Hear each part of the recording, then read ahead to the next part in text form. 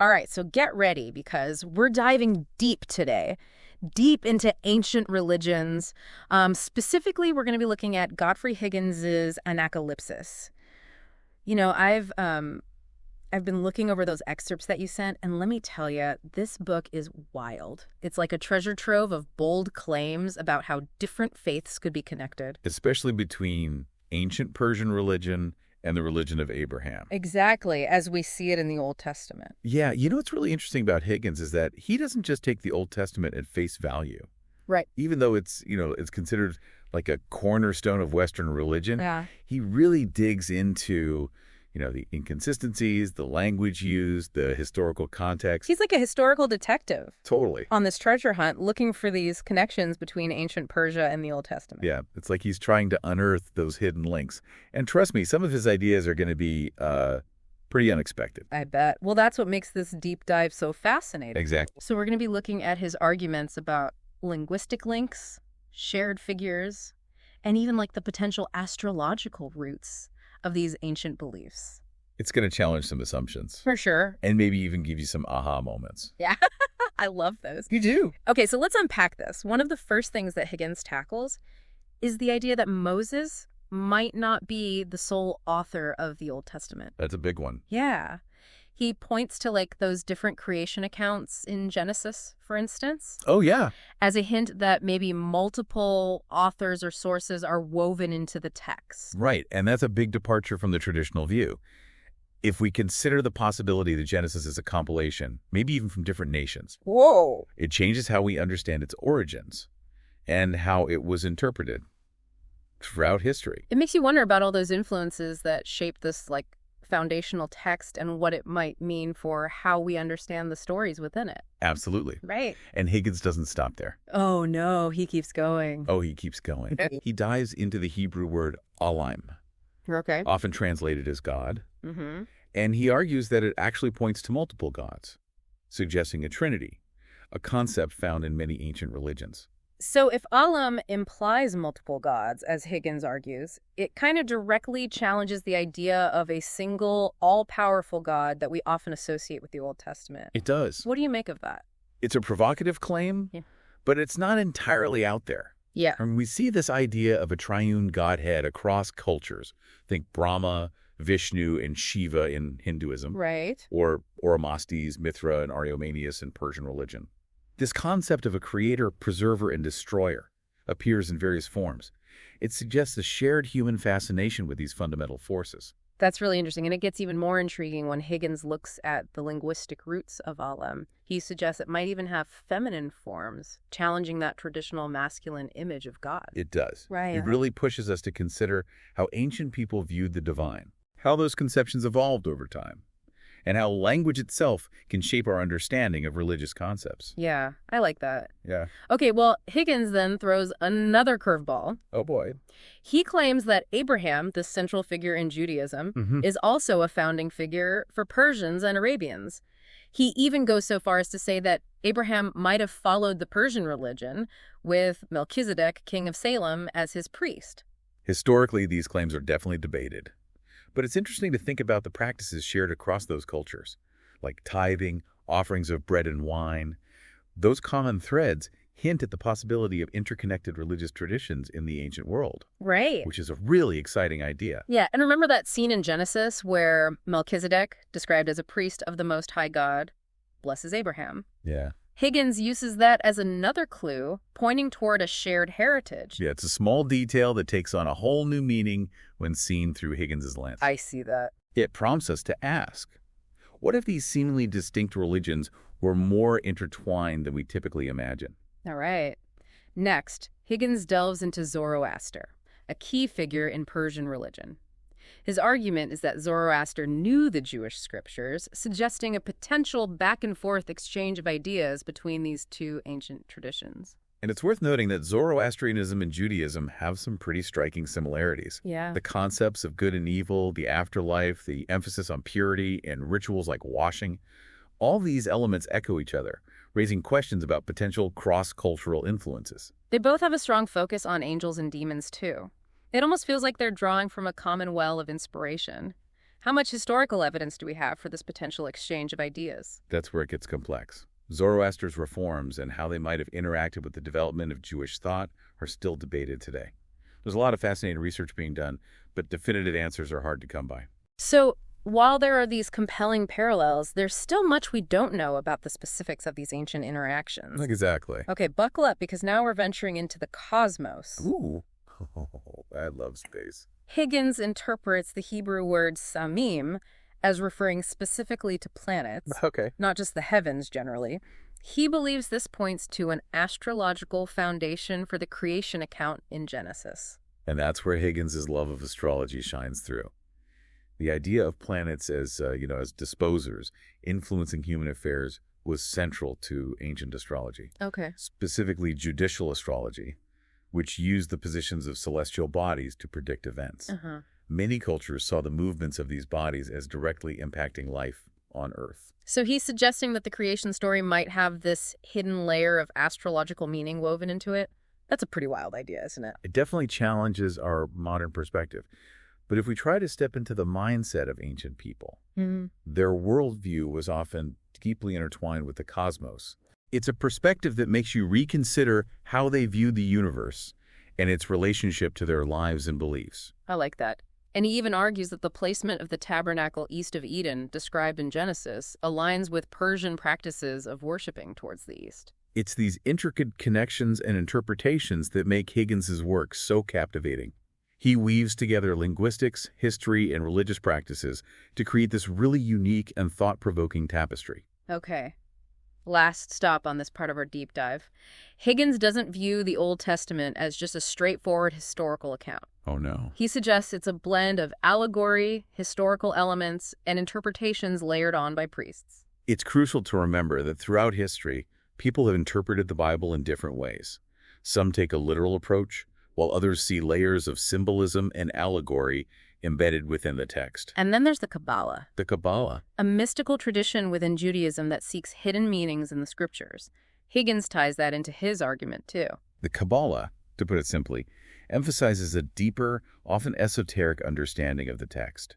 It's a system that has captivated scholars for centuries. And Higgins suggests it might be a key to unlocking those hidden allegorical meanings he believes are present. So Higgins is saying there's more to the Old Testament than meets the eye. There is. There could be these deeper allegorical meanings waiting to be discovered by those who know how to read the signs. That's his proposition. It's a much more nuanced and multifaceted way of approaching a text that has been so central to Western religious thought. And it raises the question, if there are these hidden layers of meaning, what are they trying to tell us? That's a great question, and one we'll continue to explore as we keep diving into Higgins's ideas about the links between Persian religion and the Old Testament. So, we've spent some time looking at Higgins's general ideas, but let's shift our focus now to some specific historical figures and events that he brings up. Okay, yeah, that sounds good. He makes this pretty bold claim about Cyrus the Great, the Persian king who famously allowed the Jews to return to Jerusalem. Yeah, to rebuild their temple. Right, exactly. And Higgins thinks Cyrus did this not just out of benevolence, but because of a religious connection. That's interesting, because most people just see him as like a tolerant ruler. Right. It kind of changes how we usually view Cyrus's motivation. Yeah. So what's Higgins's reasoning then? Well, Cyrus's conquest of Babylon, that was a major turning point in ancient history. He wasn't just toppling empires. He was reshaping the whole religious landscape. And if we consider that the Persian religion at the time, as Higgins argues, was very similar to the religion of Abraham, it makes you wonder if Cyrus saw the Israelites as sharing a common spiritual heritage. Almost like he's seeing them as long-lost cousins or something. Yeah, exactly. And that's why he's like, come on back, let's rebuild. Right. It's like suddenly seeing this hidden layer of religious motivation behind this major historical event. It makes you re-examine everything. Totally. And Higgins takes it even further. He suggests that the rebuilding of the temple on Mount Gerizim, the sacred site for the Samaritans, Okay. happened around the same time as the rebuilding of the temple in Jerusalem. And for the same reason, shared religious roots. So he's suggesting that there was this kind of deliberate effort on the part of the Persian Empire to promote this specific faith through conquest. That's the argument. And this religious motivation, according to Higgins, extended to other figures as well. Like, he points to Daniel, the prophet for the book of Daniel. Oh, yeah, Daniel. The one who interpreted dreams for Nebuchadnezzar and survived a night in the lion's den. Right, that's the traditional view. But Higgins suggests that Daniel might have actually held a position similar to a magus, a priest within the Persian religious system. Whoa, okay. It makes you wonder if our understanding of this, iconic biblical character needs a complete rethink. It really does, especially when you consider how Daniel supposedly interpreted the writing on the wall during Belshazzar's feast, predicting the fall of Babylon. Yeah, that story's crazy. It really is. It's like something straight out of a movie. Yeah.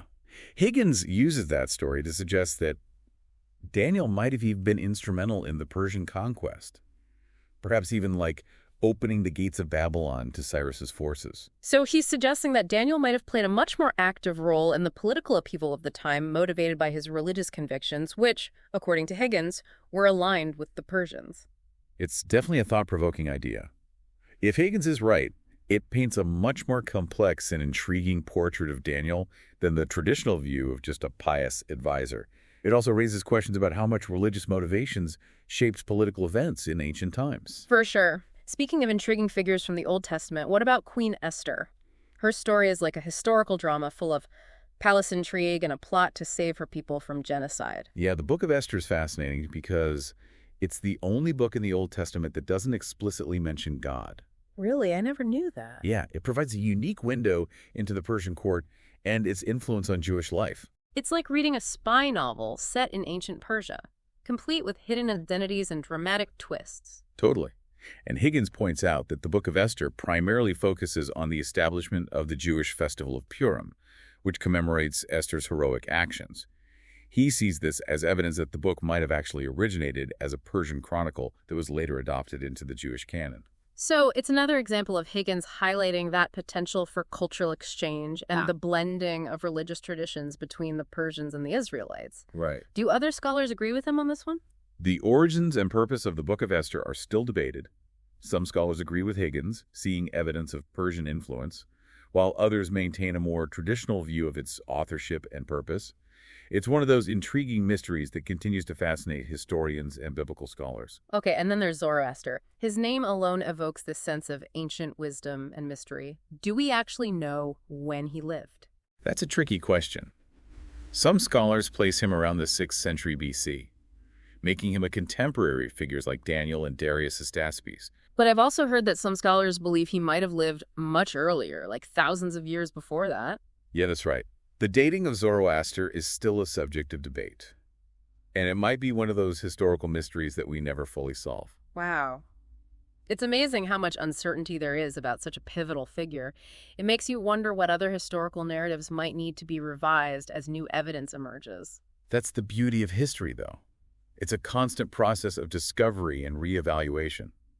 But regardless of his exact timeline, Higgins highlights the striking similarities between Zoroaster's teachings and the laws laid out in the Mosaic tradition, even going as far as to suggest that Zoroaster was familiar with the Jewish scriptures. So he's not just saying they shared similar ideas, he's arguing that Zoroaster was actively drawing inspiration from Jewish texts while shaping his own religious framework.